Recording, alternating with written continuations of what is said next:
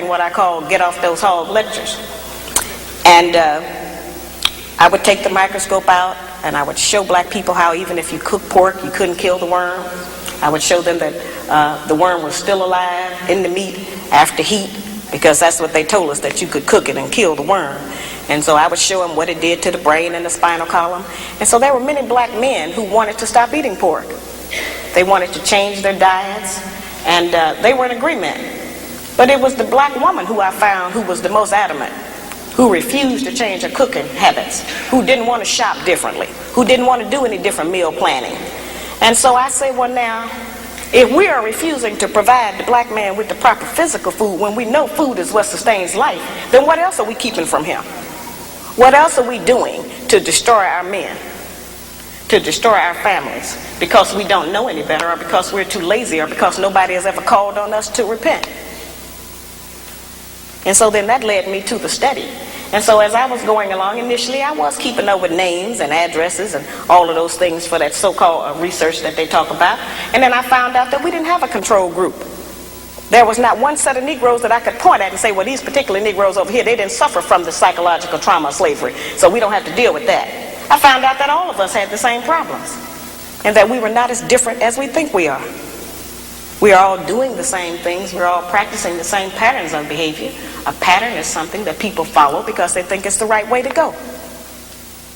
We have been doing it and approving that behavior between each other because we think, well, this is just how you do it. We have not represented our own ideas. We have not had anyone to represent our own ideas to us. The only place we have learned about how to be a woman or how a man is to be a man is on television. We haven't had that kind of a chance to study ourselves. The white woman has been the only woman we have had an opportunity to study every day of our life. On television, in every magazine we ever picked up, in every newspaper, on every radio. She's been the only model we have had. And if we think that that's not important, then we need to, look at that again. We have studied that, and we have made up and came up with requirements that the white people have set for us for our man. And if he cannot come up to those requirements, then we have decided that he is impotent and unable to be our man because he's disqualified, because he does not qualify by the standards that the white people have set up. We think a good, successful relationship is one where everything goes our way. The first time it stops going our way, then we got a serious problem. We want our man to do everything we tell him to do, but we don't want to do anything he tells us to do.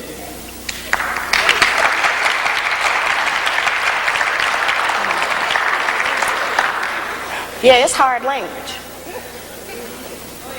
And all of our so-called educated class together have never come up with an agenda that brought the people together to try to improve their condition like the Black Man's Guide.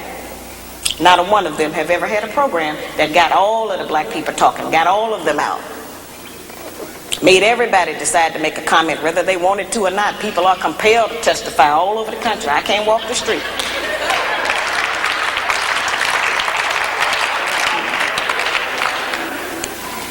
See, we've never been examined, as I said. In the breakdown of every relationship, each party in the relationship shares 1/2 the responsibility. That's 50% of the responsibility. So yes, the black man is 50% responsible for the breakdown of our relationships. And we are the other 50% half responsible for the breakdown of our relationships. And I ask black women, if you do not want to accept 50% of the responsibility, what percentage do you accept, and how does that behavior manifest? And I guarantee you it's already in my book. Because this lists the things that we do. We've just never seen it in print. We've never had it out front. We've never been busted. But now we have the equality we've been crying for. They're busted and so are we.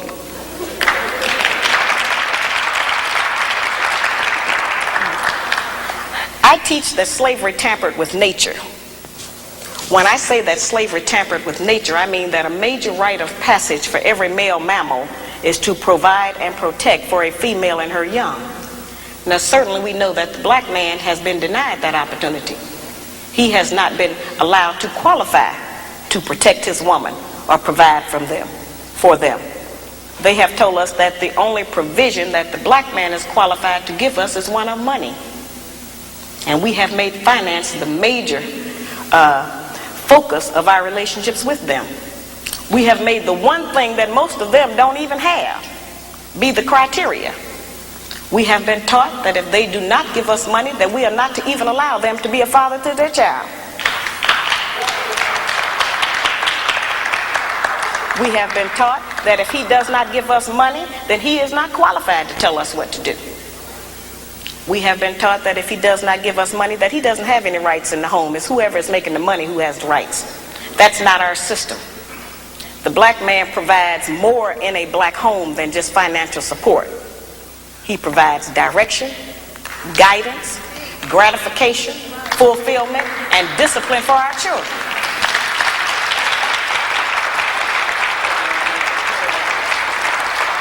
Those are the principles that are missing in our home today, which is why our children are savage in the streets.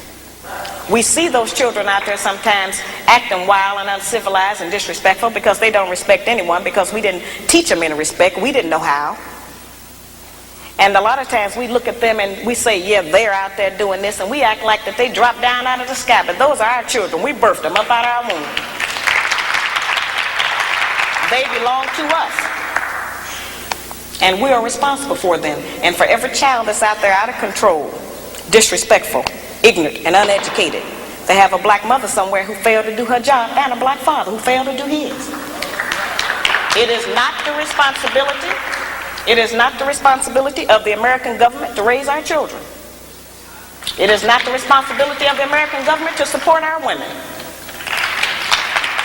And it certainly is not the responsibility of the American government to hold our man down.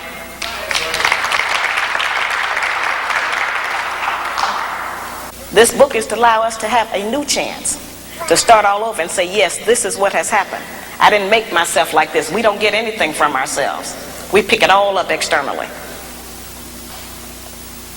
And as we have picked up these bad habits, we can, decide that we are not going to do them. See, what has happened is that we have been turned, sisters, into kind of like Frankenstein. I think everybody remembers the Frankenstein monster. He had somebody's arms, somebody's legs. He even had somebody else's brain inside of his skull. Oh, he was functional, but he was not himself. And so, yes, we are functional. We have been taught that having a good job means that we are a total success. We have been taught that the solution to all the problems of the black people in America is to get a job with the white people. That's just not the truth. And that's certainly not saying that it is not important for us to have money for food, clothing, and shelter. And it's not saying that we as black women are not strong. I'm here today to represent some of that monumental strength we say we have. This does not mean that we are not strong. We don't have to put our man down in order to be strong. I'm just saying that we have used our strength in the wrong direction. We've been using it against our man instead of for him. If we use the kind of strength and influence that we have in this society to support the black man, won't anybody be able to come against him? But every man is judged by his woman, and if his woman say he ain't nothing, then the whole world believes he ain't nothing.